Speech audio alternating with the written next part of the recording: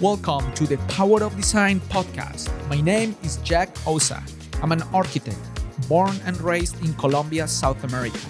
Years ago, I migrated to the United States to follow my dreams, and today I'm the founder and principal of Ossa Studio, a multidisciplinary architectural design firm in Charlotte, North Carolina. In this podcast, we talk about design, business, creativity, and the inspiration we need to create an exciting and powerful built environment.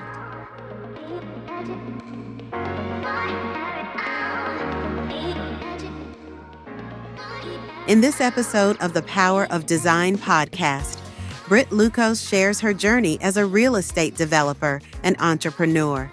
From her early days designing plans on graph paper to creating unique spaces like a modern event venue, Britt reflects on her passion for design, hospitality, and affordable housing. She also discusses lessons learned, the importance of trusting her instincts, and her plans to continue creating meaningful spaces.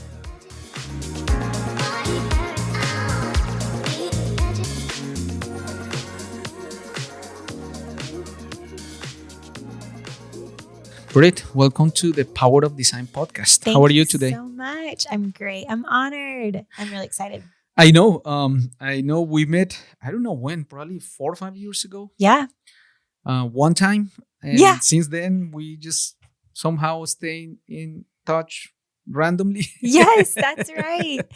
Yes, I see the work that your studio is doing, and I do feel like it's really aligned with some of the work that we're doing, and it's been really cool to continue to stay in the same circles, and I'm so excited for the day that we get to do a project together. Yeah, that's pretty cool. So, Britt, tell me about yourself. We're kind of a short story of where did you grow up? How did you get to where you are today? I am a real estate developer. I think that my interest really started when I guess it was in middle school, and my parents at the time were looking to buy a house, and that was kind of right, early 2000s when everyone was building a house. And I just remember walking through the model homes, and I would ask for every single floor plan, and they was like, kid, you're not the one building the house. And I just loved looking at them, and I would get grid paper and I would combine different floor plans and I would cut them out. And that was really the first time that I was like, this is awesome. Nice. For whatever reason, I never considered a path vocationally in design, construction, anything like that. I actually thought I wanted to be a missionary and live in Africa. Yeah. And I, long story short, met someone on an airplane who was a division president of a home builder in Charlotte. And he was like, it was right when I was graduating college, and I was gonna go live in Africa. And he was like, will you come be a sales associate with me? It pays commission, and then you would be able to travel at your own leisure. You kind of make your own schedule. And it was tempting enough for me. And so I decided to move to Charlotte, went to go work for a new home construction builder. Did that for 18 months, knew that I loved construction. And I, kind of got a little bit of a taste of the development side too. Nice. And I learned really quickly who the decision makers were, and I was happy to cut my teeth in sales. I think I learned a lot about the end user, but I knew I wanted more. So then I went on to work for a student housing firm. Then I went to grad school at UNCC, which is where I met our mutual friend Henry, in their real estate program for grad school.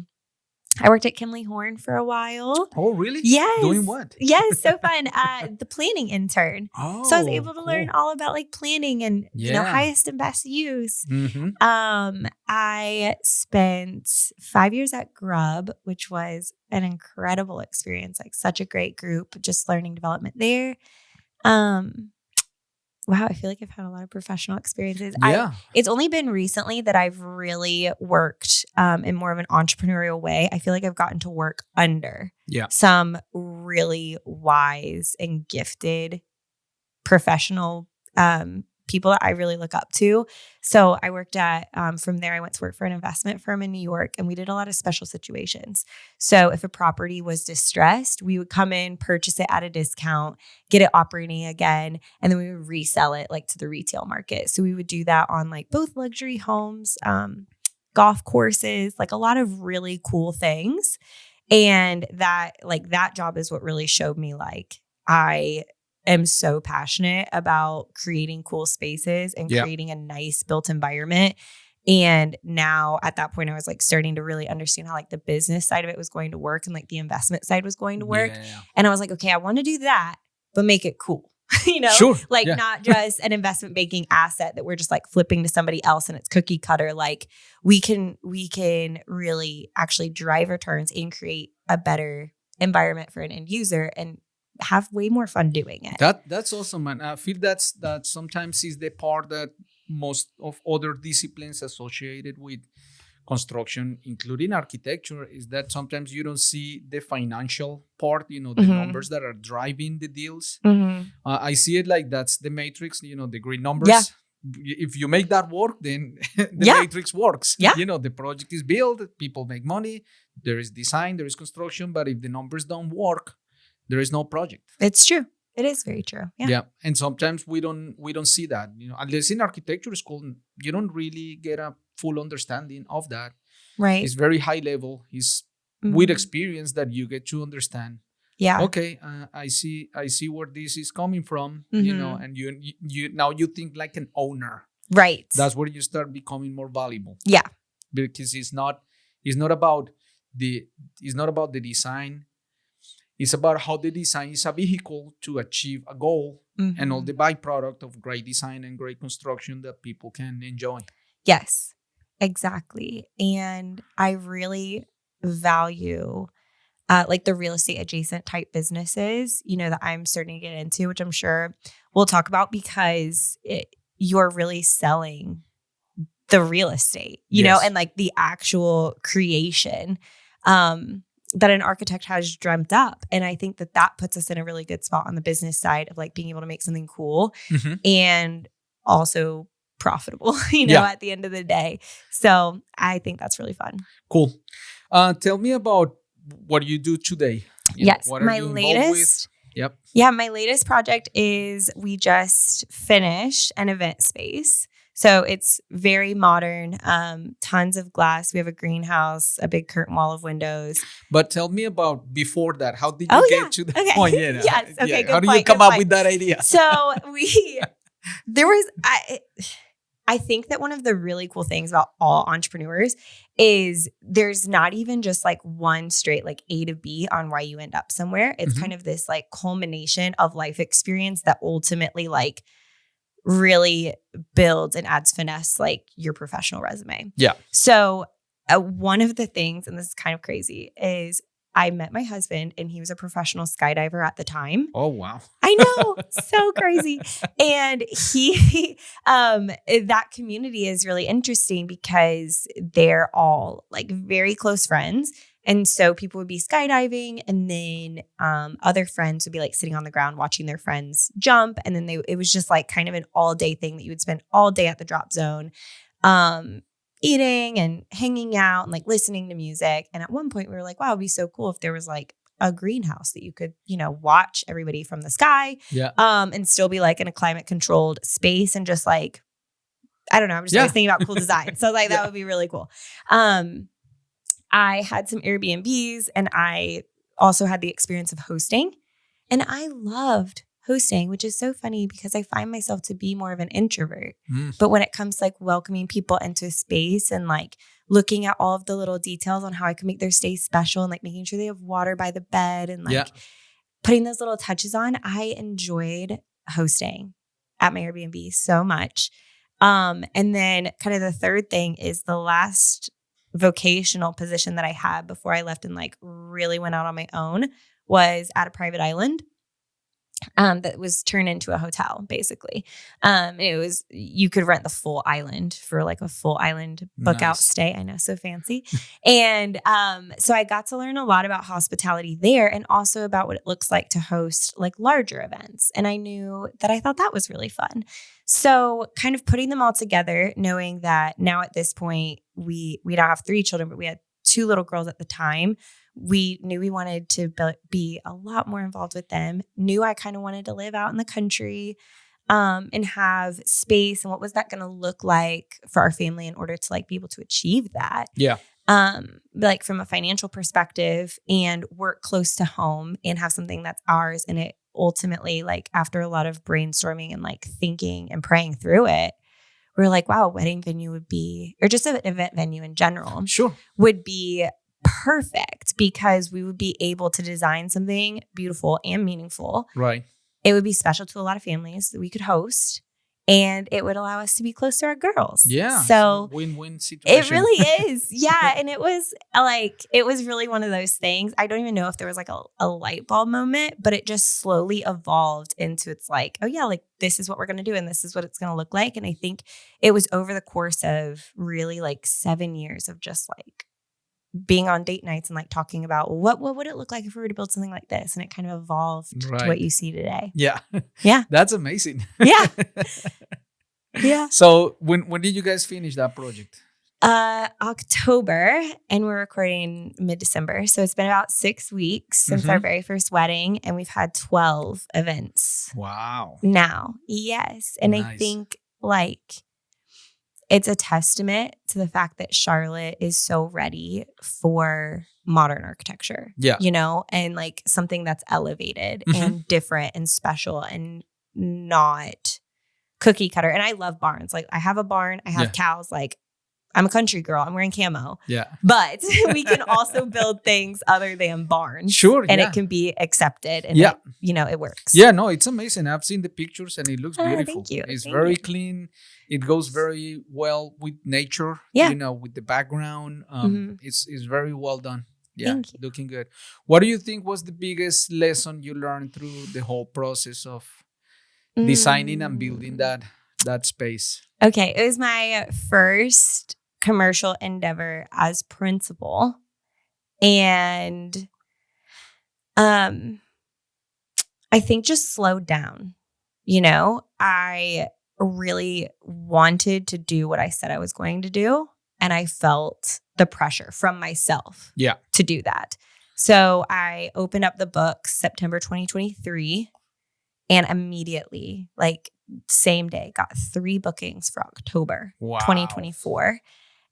And right then, like pressure was on. And like perhaps the wise thing to do would have been to say, like, I can't take these bookings. Yes.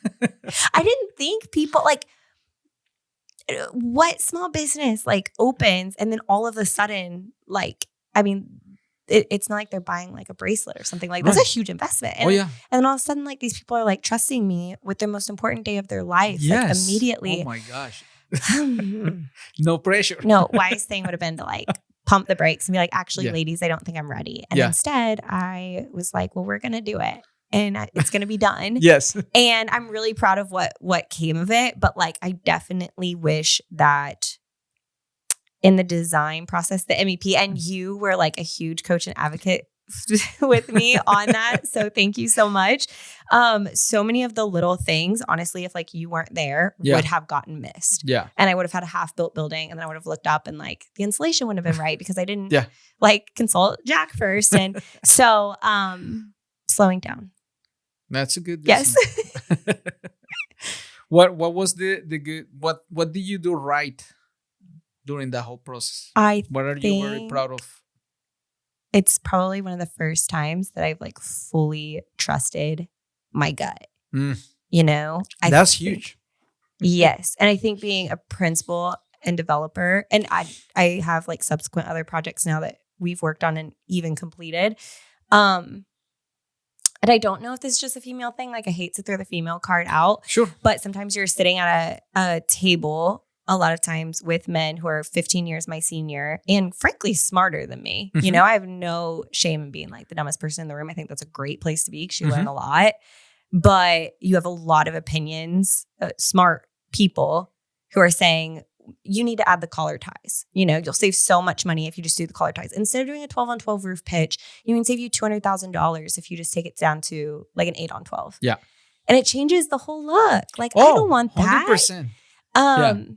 And I think like those two things specifically is feedback I got time and time and time again from people when it came to like my budget and then my design. And there's always going to be a gap. Yes. And I've gotten comfortable with the gap and I figured out how to solve for the gap. But just, especially if you're going to build something unique, then just go for it and like be headstrong in that and trust it and trust the design. Because if I would have done an 8 on 12 roof pitch, you and I both know that would not be the same building. Oh yeah. 100%. What I always say about what we do is like we're designing a human experience of space. That's what we are designing. It's not the building itself. Like the building is the scenario for life to happen. And I always say that architecture is void space. Yes. Right? You cannot see architecture.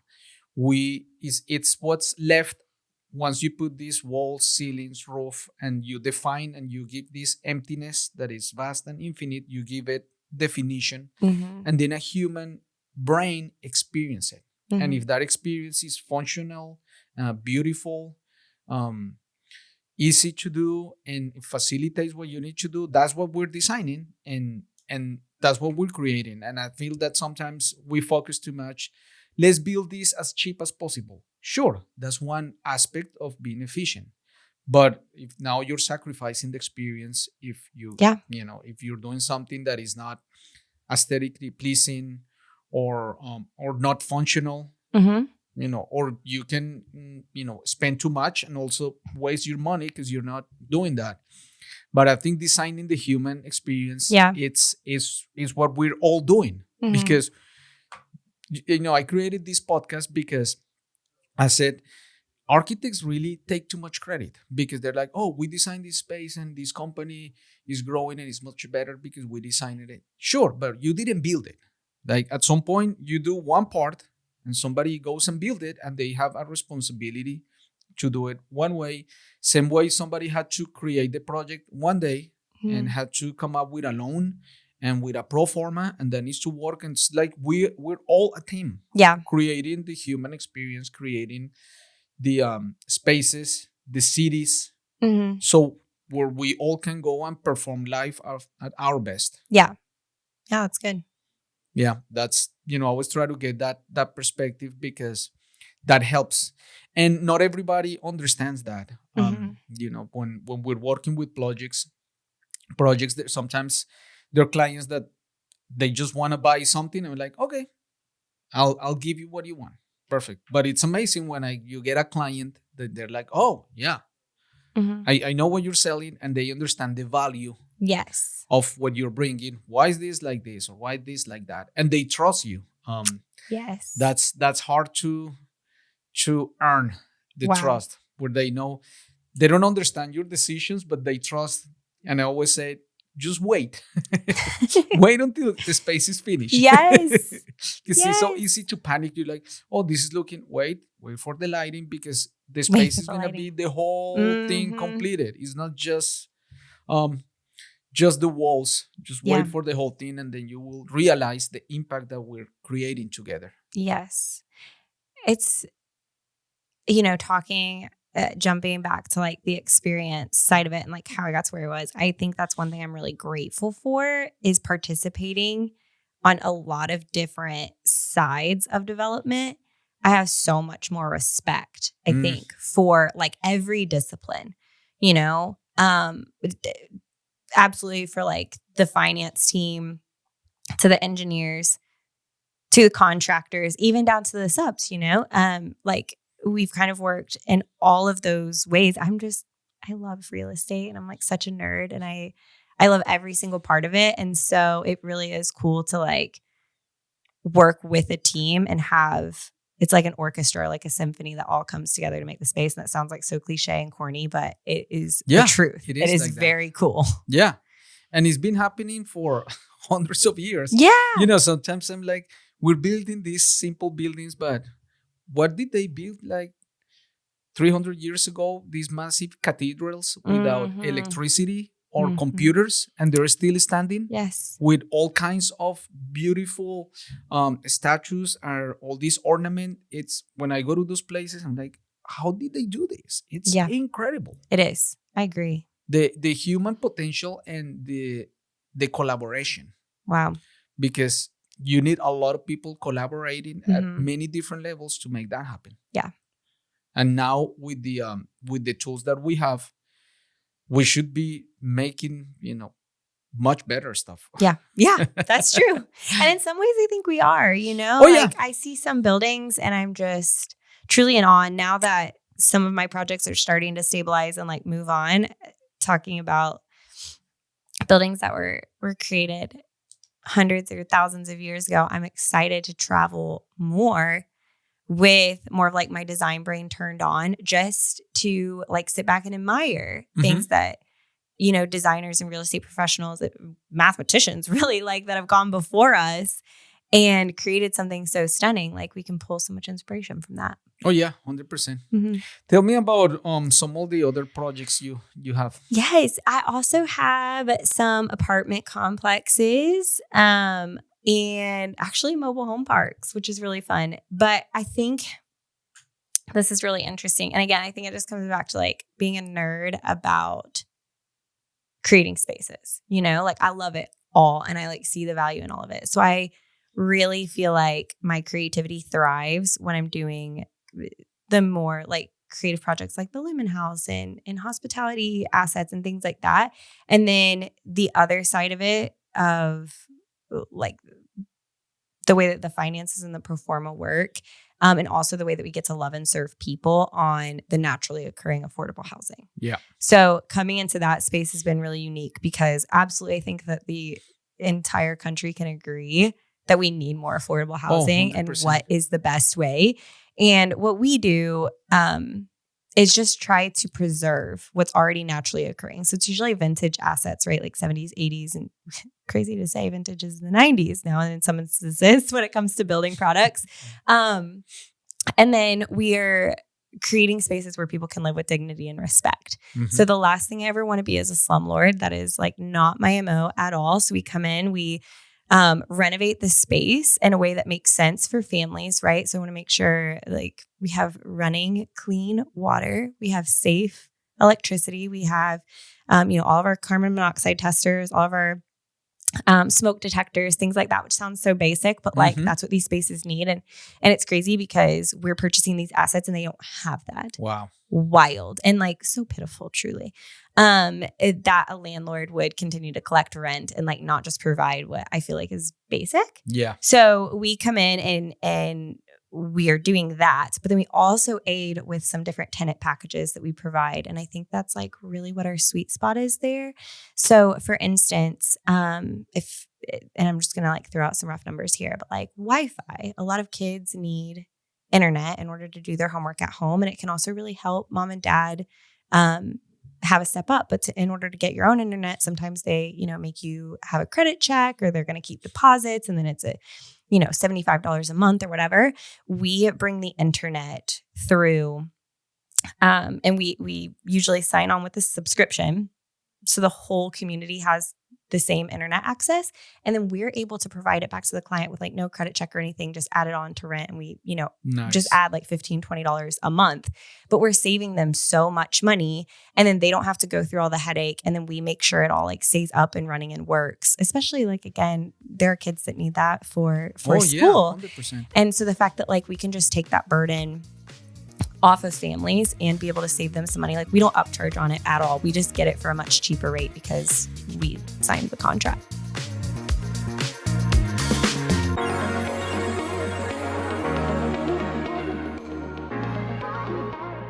The Power of Design podcast is brought to you by Ossa Studio, a multidisciplinary design firm focused on creating impactful experiences through the power of design. We partner with our clients to create buildings, interior spaces, brands, and strategies that help you deliver a successful project.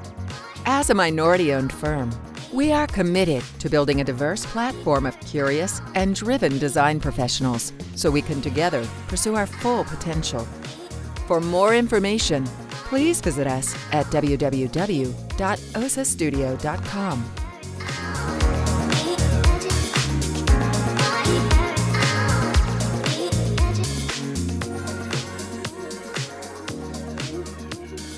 We partnered with a nonprofit that, was able to come through the neighborhood and help kids make their Christmas list and then also be able to provide some of those Christmas presents back to the kids that live in the neighborhood.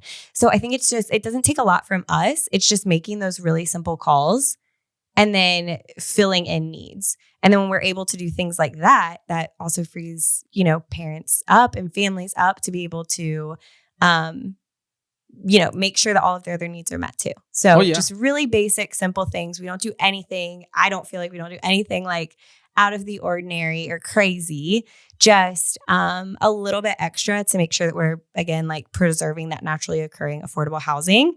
But we aren't like a formal, Section 8 housing or anything like that. That's awesome. Because you're providing something to people that they may not have other options. Yeah. And, for people that live, above their means and you're used to having more than what you need, that might not never be an issue, but that's not the case for everyone. Yeah. And I think too, a lot of the conversation in Charlotte, and I see both sides. And I think most people that work in real estate see both sides to this, right? Of like, there's a lot of contention around developers coming in and tearing things down. Yeah. A lot of things, y'all, need to be torn down. Yes. We're making something better. Yeah. And like not everything is worth preserving. And then there are other instances, and this like really just goes back to highest and best use. But when I can find a real estate asset where its highest and best use really is providing affordable housing to people that need it, I would it's an honor to preserve that. And it's also an honor, again, like just making sure that the roof doesn't leak and like the very basics. Also, another thing that we do, this is so small, but what we're finding is it's so meaningful to families, is a biweekly payment schedule. So figuring out and like working with families to say like, if you're getting paid weekly or you're getting paid biweekly or whatever, then we're splitting up their rent in a way that actually ties out to how they're getting paid. So it's a little bit less strenuous on them. It doesn't change anything for us, but it makes all of a difference to someone. It I'm makes not a trying lot to of be condescending, sense. but someone who's like living paycheck to paycheck. Yeah, it makes a lot of sense just to align it with the cash flow. Yeah, and our delinquencies are down. Like we don't have delinquency issues because like we're willing to do things like that, right? So like, it truly like actually saves us so much money. Yeah. From having to evict people. Wow. I don't want to do that. They don't want to do that. No, that's not fun. No. Cool. Okay. What are other projects or businesses you are involved with? Because I know you work with your husband. Yes. You guys are doing a lot of cool stuff. Yeah. Thank you so much.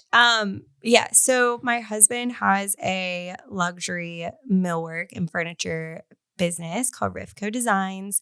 So he really focuses on like finishing out the interiors with millwork and furniture. And what we're finding in the commercial space, right, is like most contractors really prefer that to be turnkey. And so starting to offer that too, where it's like we're also working with the stone fabricators, and because it all just comes into the space and we really do all have to collaborate there. Right. And he loves that and really thrives in that space. And obviously, the luxury products that we work on together also get to use like his expertise in that.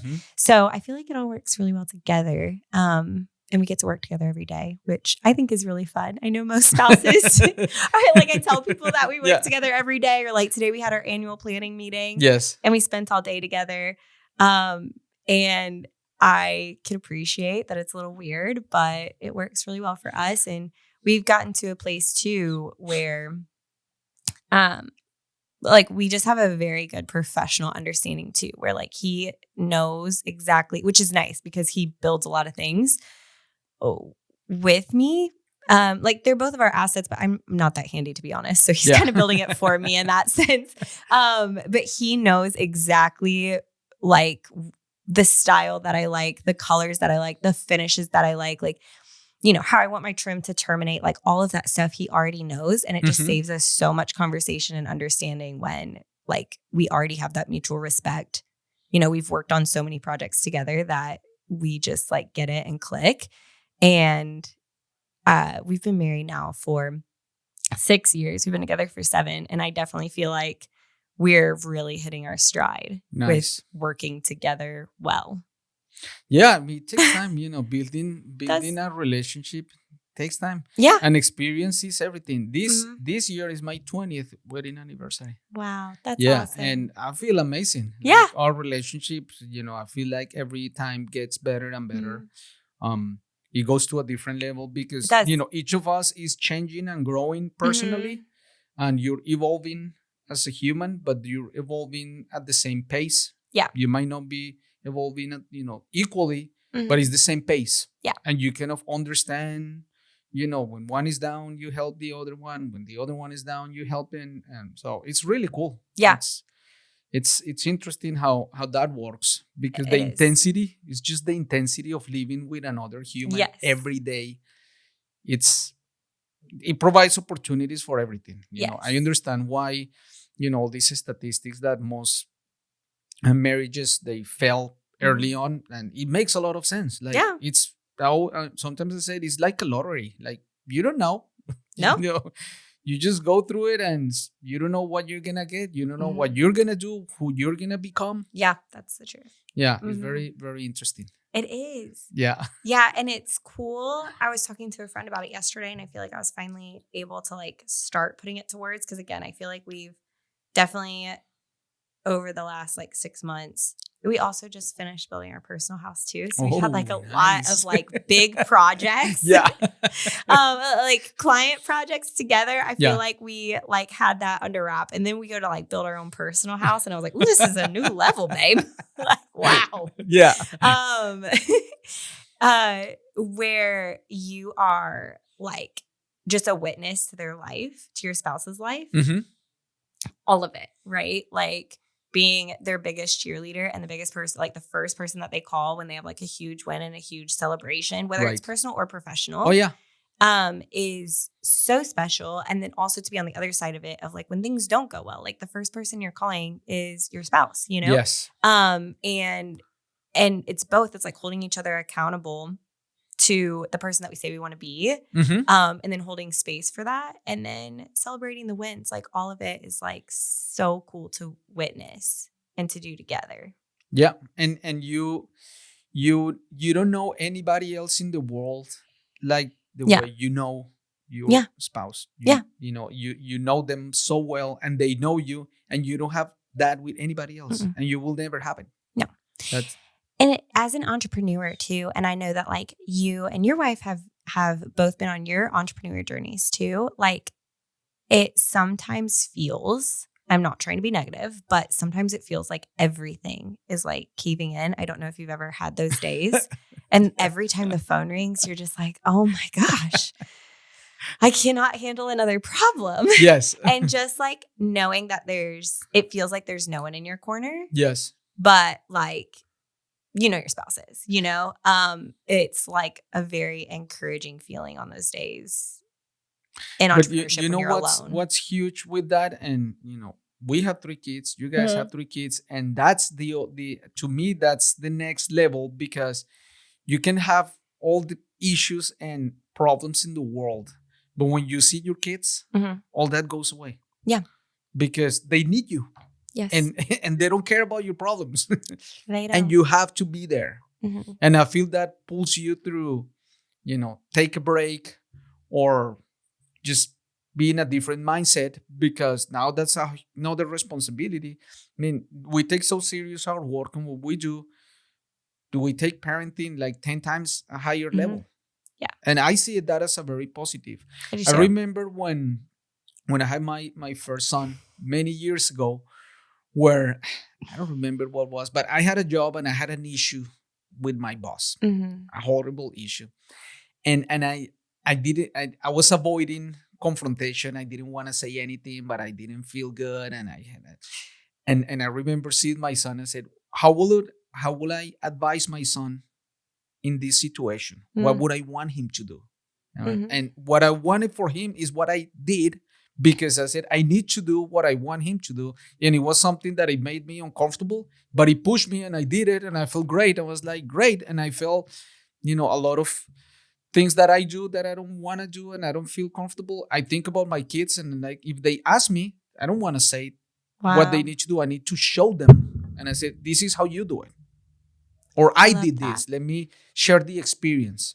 And that has been a huge motivator, and it's still for me a huge motivator.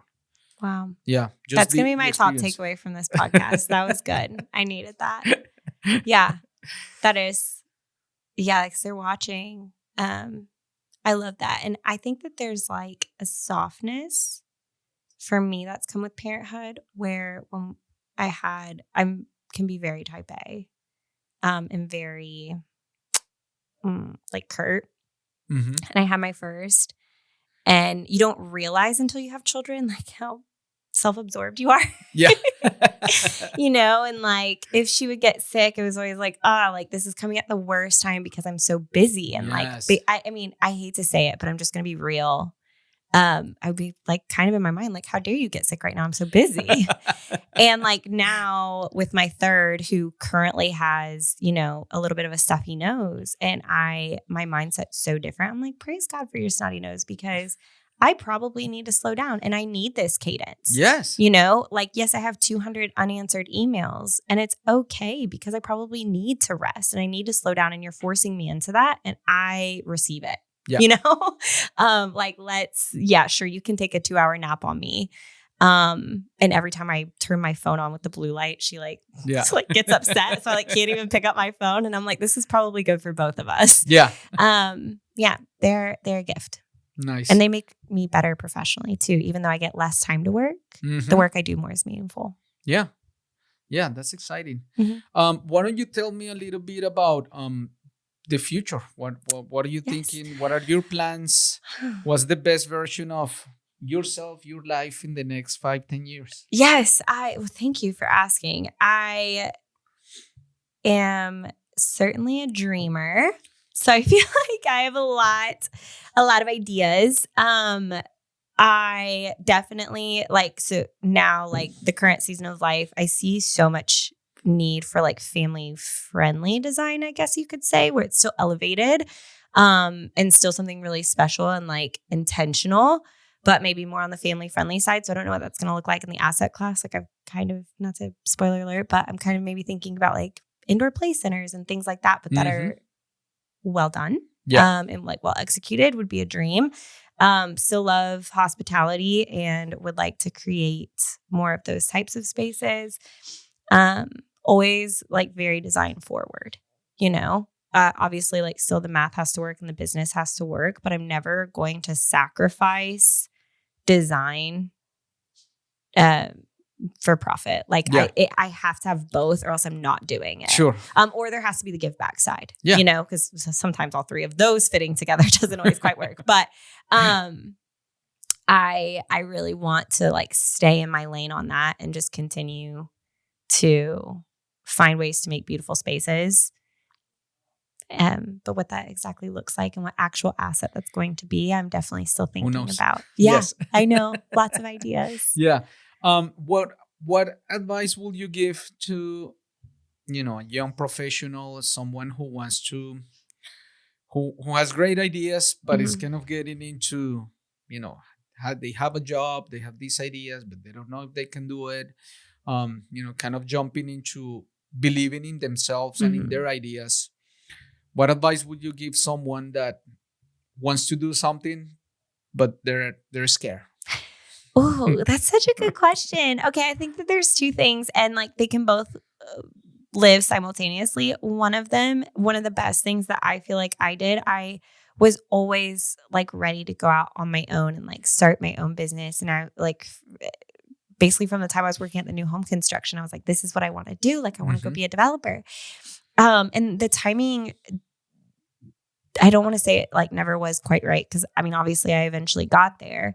But I think just embracing where you're at, if you still, there's reasons why people keep jobs, you know? So if you are still in a profession, then learning and gleaning as much as you can where you're at, because when you do go off on your own, you don't really have that support anymore. Right. You know, not to say that you can't still call them or whatever, but like you're not going to get like those behind the scenes meetings that you currently get to be involved in.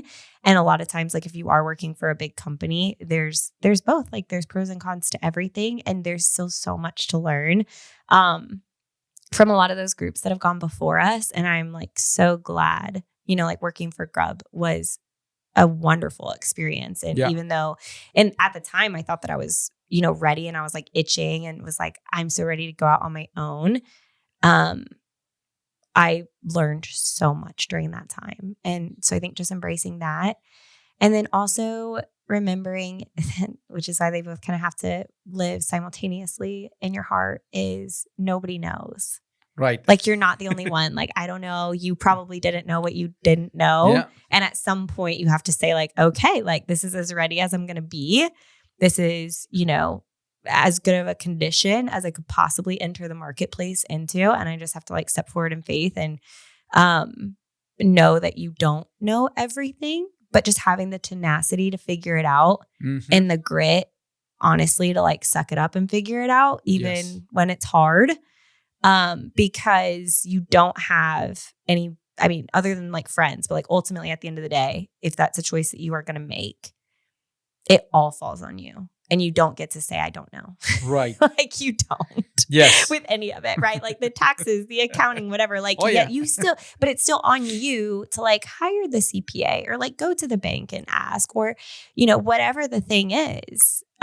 You don't just get to not do it. Right. So, and I think that we just all go through that. So there's really, I guess what I'm saying is like, just go for it and trust yourself and just have some tenacity. Yeah.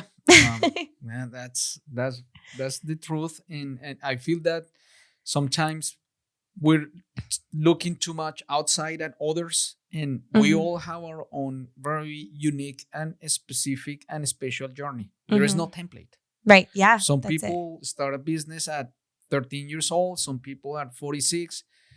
Some people make millions in 2 years. Some people make millions in 20 years. Like there is no template. You know what? That's good. That's really good, because this is so funny. I met a gal maybe like 4 or 5 years ago, and she was like 5 steps ahead of where I wanted to be.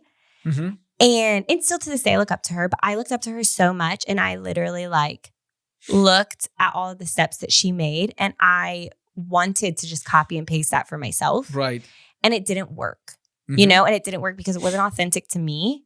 That was like her special journey and her special trip. And like what it had to look like for me was going to be very different. And I think as soon as I like released that in my mind of like, yeah, like she's incredible. You can still look up to her, but like your path's going to look different. You don't have to, for instance, and it wasn't a bad thing at all, but she was a real estate agent. And so that was like her first thing, like before she went out on her own, she was like going to be a real estate agent. And then like, you know, slowly started flipping houses. And I was like, okay, I'll go get my real estate agent license. Why did I do that? That's so silly. Yeah. I mean, it's not a bad way to start. That's not what I'm saying. I'm just saying I was like already all the way over on this commercial path. Yes. To then start over as like a residential real estate broker, just because I saw somebody I looked up to do it. Yes. Was an incredible waste of time. And just being true to yourself, and yeah, like you can look up to people and you can listen to podcasts all day long, but you're going to carve your own path. Yeah. And you know how they say comparison is the thief of joy. That's right. Because my wife always says this, which is, okay, you want what they have? Sure. But you need to exchange lives completely. Their family, their experiences, the things they're not talking about. Because on paper and social media, everybody's projecting the best version of themselves, but go inside how they feel about themselves, the relationships they have, and that's when you realize you have to exchange the whole thing. That's good. It's not one piece. Yeah. And that's where you start realizing how lucky you are, all the great things you have, and that the only fuel you need is just to be thankful for what you have and keep doing what you're doing, and trust yourself, because your experience is unique and it's beautiful, and it's here and it's happening, and you get to do it every single day. Yeah. And that's winning the lottery. Yeah. You know that 150,000 people die every single day? Every single day. So the fact that you wake up and you're not one of those, you won the lottery. Yeah. Right there. Yeah. That's good. Without doing anything. Mm-hmm. So just to have that opportunity, that's huge. Mm-hmm. And I'm also in that loop sometimes where, we want to do more and we want to achieve more and these things. But it's you need to be careful, because it's very easy to get into a spiral where you get sad or frustrated for things that are completely irrelevant. Yeah. And you try to chase things that you already have.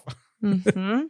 That's, I tell my kids, like, hey, we're doing all these things and we're trying to grow and we're doing to this, but we already have what we need. Yeah. We already have it. We're millionaires in blessings. Mm-hmm. We're alive. We're sharing time together. We have our basic needs covered and more, which is huge. Yeah. That's it. We made it. Yeah. I like that. That's good. I'm learning so much. Okay. Keep giving me the wisdom.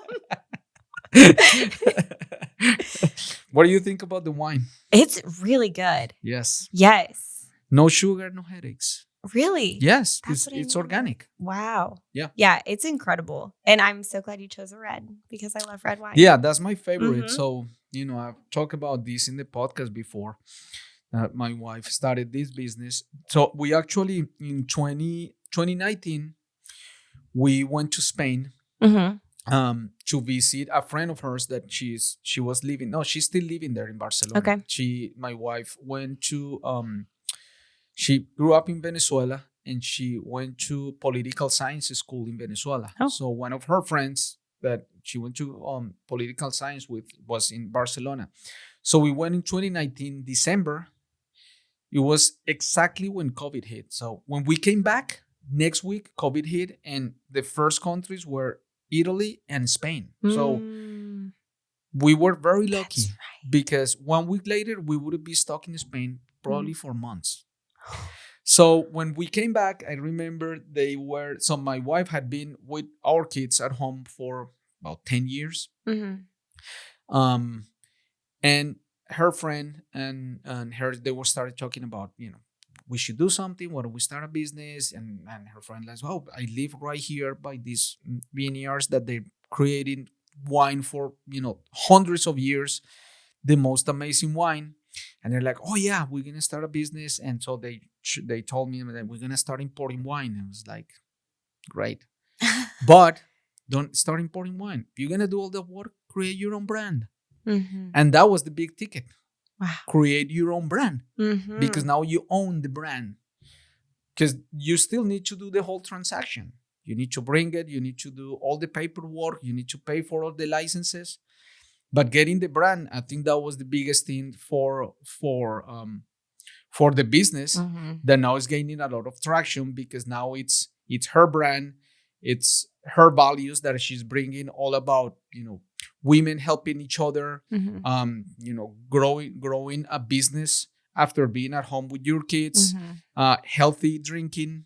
There is just a huge, massive story that it's huge, and it also brought a huge amount of energy to our family, because me and my sons were carrying cases of wine. There is a delivery, we're doing this, they're short here, and we're just like driving and doing all these things, but everybody's very excited. Yeah, like when we see the wine in the stores, all my kids are like, oh my god, this is the wine. That is cool. Yeah, so it brought a huge amount of energy, and I think entrepreneurship, we do it for ourselves because it gives us a lot of energy, but the impact we're having on our kids, it's amazing. When our kids see us doing what we're doing, working hard, going through problems, understanding things, learning, because every day is a new thing. I see how they're like, oh wow, and they have the opportunity. Yeah, go to college, do whatever Yeah. you like. But all the time, and I even sometimes I do this. Sometimes I get checks, here, Mhm. like a big check, and I go and show them, look at this check. Your Mm. last name is there. This is a business. Mm. You can get this. Like, it's possible. Yeah. And I'm sure that's getting in their minds. Because at some Yeah. points they're going to say, oh, yeah, that's possible. If when you start your own business and you work hard, you get big compensation. Yeah.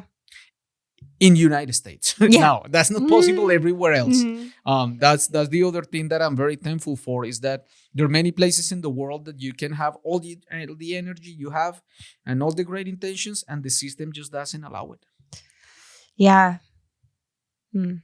We're That's a good very point. lucky. Mhm. I know. Yeah. And I, to some extent, I say I know, but I probably don't, just as someone who's born and raised here, there's the things you take for granted or can't possibly understand because it's not my background, So it is always such a good reminder of like, it's possible here, Yes. like we have a system that's set up to make us successful if we put the work in.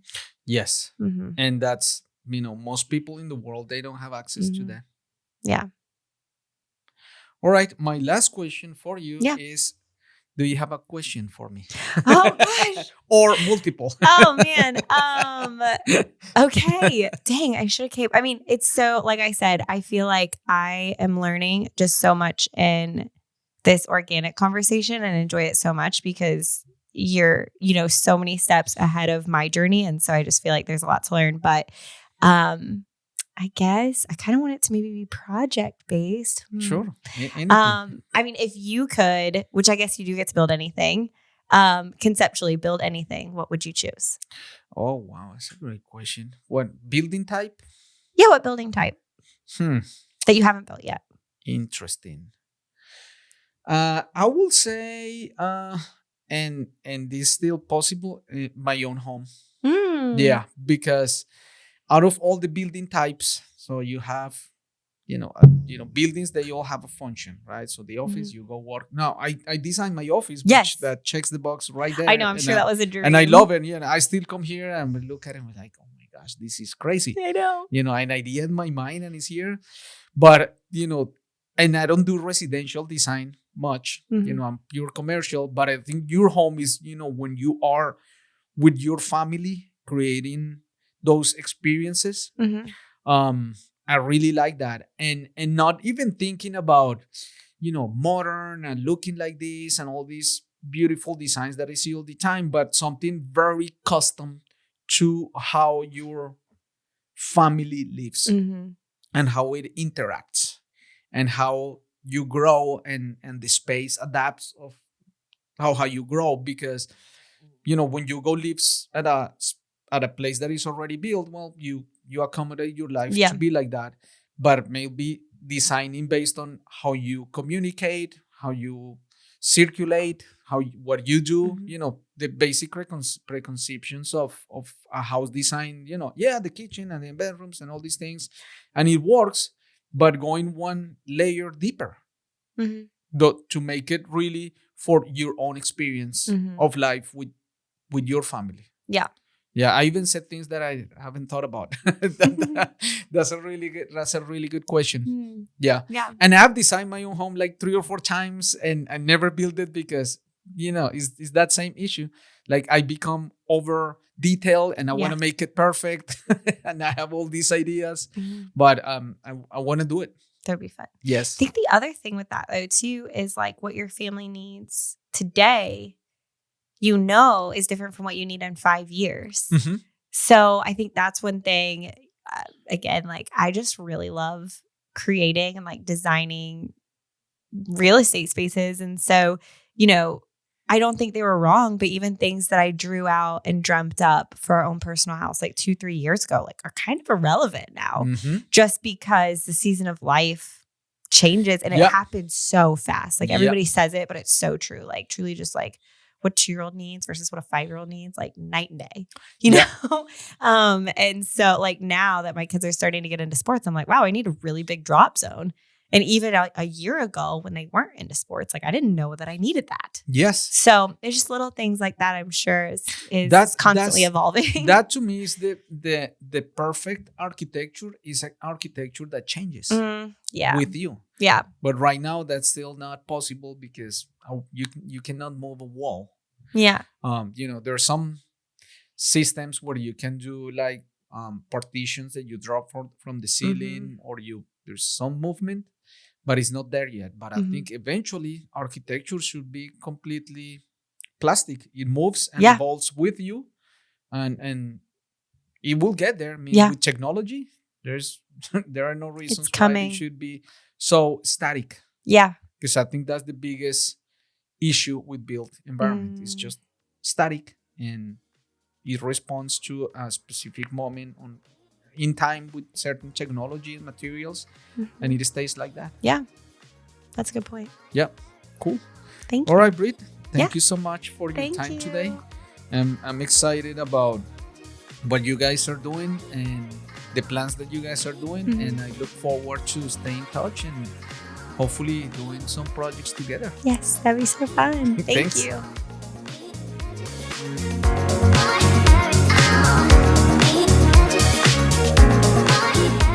Thank you for listening to the Power of Design podcast.